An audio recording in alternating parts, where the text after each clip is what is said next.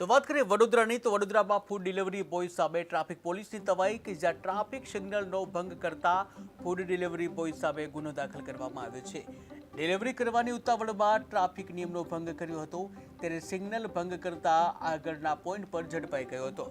કૃષ્ણકાંત બારિયા હરીશ રાવ રાણા વિરુદ્ધ કાર્યવાહી હાથ ધરવામાં આવી છે। ત્યારે ટ્રાફિક પોલીસ દ્વારા નિયમોનો ભંગ કરતા જે શખ્સો છે તેના ઉપર તવાઈ બોલાવવામાં આવી રહી છે। ત્યારે ખાસ કરીને વડોદરામાં ફૂડ ડિલિવરી બોય સામે ટ્રાફિક નિયમ ભંગ બદલ કાર્યવાહી કરવામાં આવી છે, જ્યાં ટ્રાફિક પોલીસની તવાઈ જોવા મળી રહી છે। ટ્રાફિક સિગ્નલનો ભંગ કર્યો હતો ડિલિવરી બોય, ત્યારે ટ્રાફિક સિગ્નલનો ભંગ કરતા ડિલિવરી બોય સામે ગુનો દાખલ કરવામાં આવ્યો હતો।